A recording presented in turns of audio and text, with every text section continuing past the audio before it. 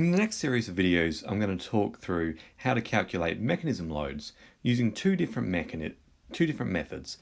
First being the statics analysis method, and the next method being the energy analysis method. So let's consider a lever, a simple lever mechanism, and it has a mass at the bottom of the lever. We also have a linear actuator, which pivots about the middle point of the lever. So we'll draw that in now. This is any linear actuator, electric or hydraulic or the likes. Consider the linear actuator to be on rollers so that it's free to translate sideways. We'll put in some axes here so that we can be on the same page when we talk about our directions. So we've got the X direction and the Y direction. Okay, let's, for the statics analysis method, we always start with a free body diagram. So what we'll do now is we'll draw up the free body diagram of the lever itself, and we will add in the force at the end of the lever, and that's due to the mass. That would be equal to mass times the acceleration, which is gravity. And we will also draw in the force due to the actuator. And that's the vertical actuation force pushing up in the Y direction. We will call the point at the bottom of the lever point A, and that's really so that we can calculate our reaction forces about the end of the lever. Now, I must say for FA, it's really only in the vertical direction because the actuator can only translate back and forth in the X direction, so there's no ability to generate a reaction force in the X direction, only in the Y direction. So the FA force is in the vertical Y direction. So when it comes to calculating the reaction force FA, we can use the sum of moments about point A. So let's go and do that now. So the sum of moments about pivot point A is equal to. Now, we will translate these dimensions back in. So let's write our L on 2 length. So that is where the actuation force is actually acting. It's at half the length of the lever. And for the actual applied force to the lever, that's acting at the length L. And let's draw in here a rotation angle, and we'll call that alpha. So I'll put that over here as well. So that's alpha. Okay, so now we can continue on with calculating our reaction forces. So the sum of the moments about pivot point A is equal to F of A multiplied by, now F of A about pivot point A is actually going in the anti-clockwise direction, in the same direction as our sign, which we're saying is positive. So FA is positive. FA times by the distance, the actual perpendicular distance from pivot point A, and that is actually equal to L on 2 times by cos of alpha. So we'll write in L on 2 cos of alpha.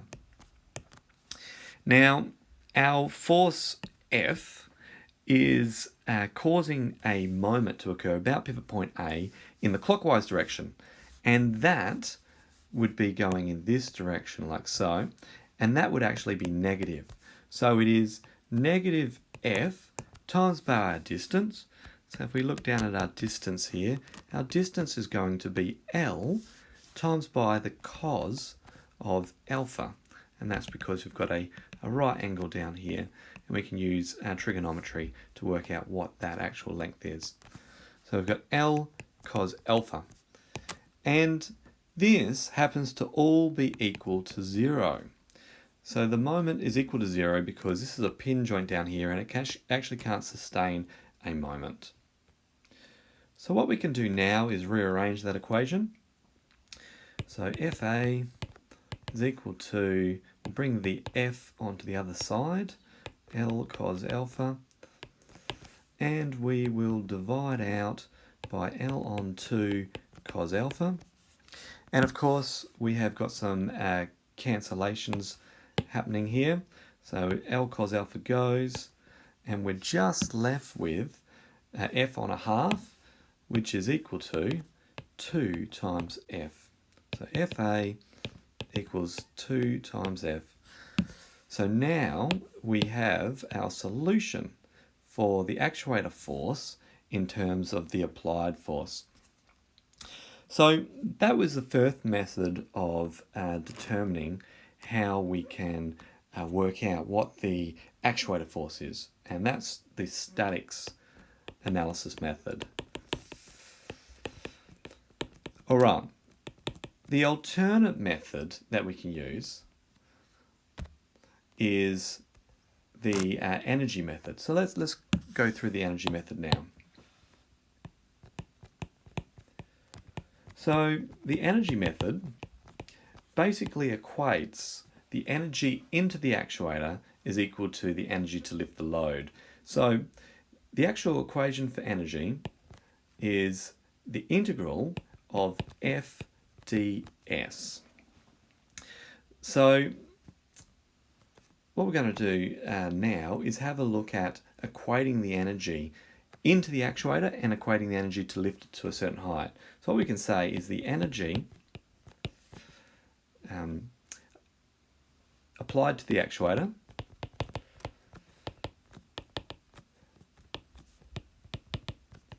is equal to the energy to lift the load to height, and let's call the height h. Okay, so this is purely conservation of energy. So energy into the actuator equals the energy to lift the load to height h. So we can write that as an equation. So remembering that energy is given by the integral of f ds, we can say the integral of the applied, of the actuator force, Fa, in our diagram before, times by ds, and basically that's just the displacement of the actuator, ds, is equal to the integral of f by dh. So that is how high the force is, or the distance that the force is moved, is given by f times dh. What we can actually do is say that this equation that we've just written, this equation here, is actually equivalent to this equation, Fa ds equals F dh.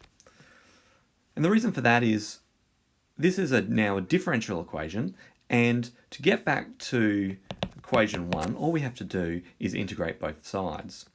But we can leave it as a differential equation and rearrange. So let's rearrange it.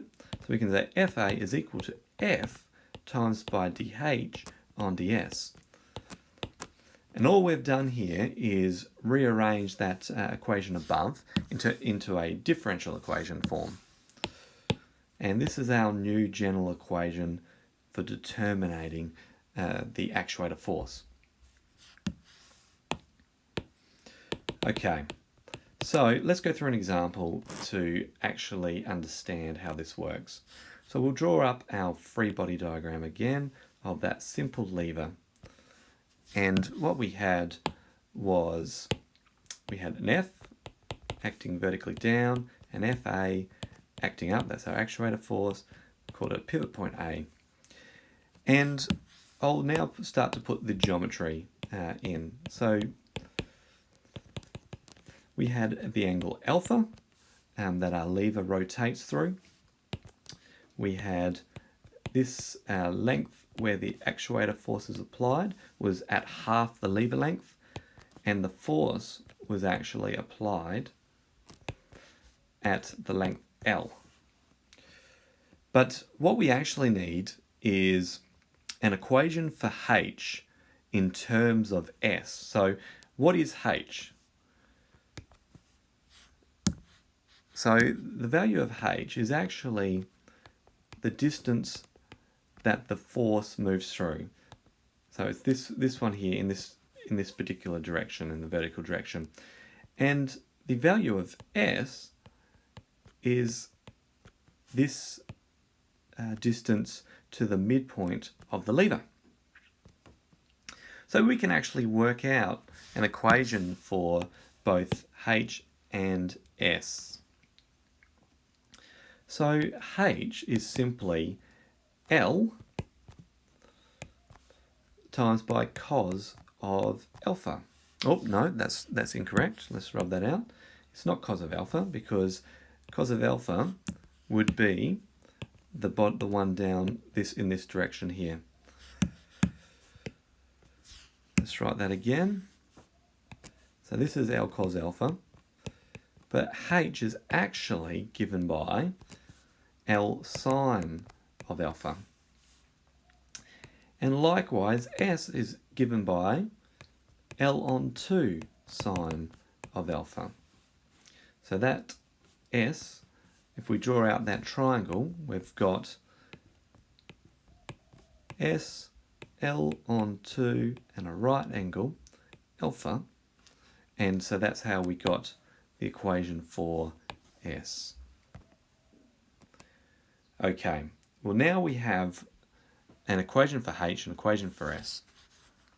So looking back to equation 2, what we had was FA equals F dH by ds. But the chain rule helps us be able to expand that derivative out. So we can say it's also equal to F times by dH by d alpha by d alpha by ds. And one way to look at that is you can see that the d alphas actually cancel each other out, and you're left with the original form, which is dH by ds. But it turns out that we can calculate dH by d alpha and we can calculate d alpha by ds relatively simply now that we have our equation for H and for S. So let's go about doing that. So we worked out that H was equal to L sine of alpha. So dH by d alpha then is equal to L cos alpha. And if you can remember back to your differential equations, when you do the derivative of sine alpha, that's equal to cos alpha.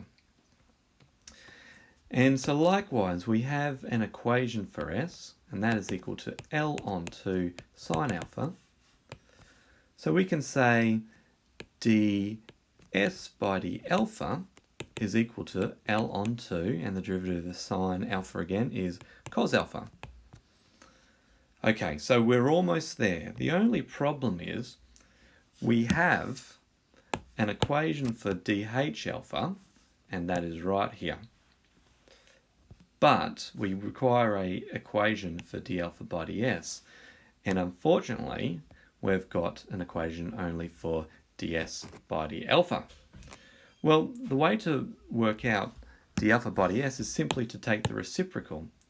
So d alpha by ds is equal to the reciprocal of L on 2 cos alpha.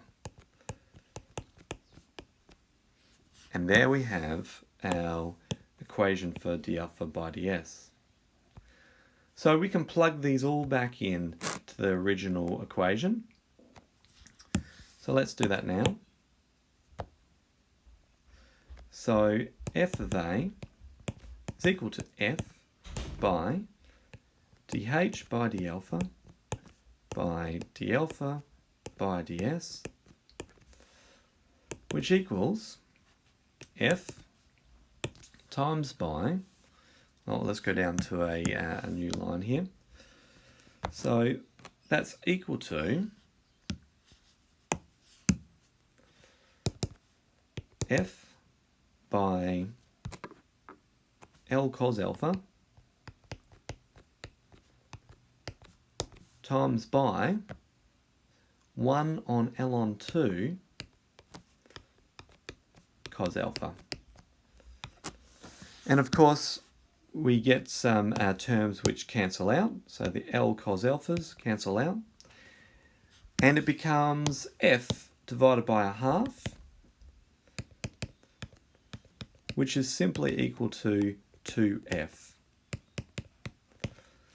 So using the energy method, we got the actuator force is equal to 2F, which is identical to how we the force we determined for the statics case.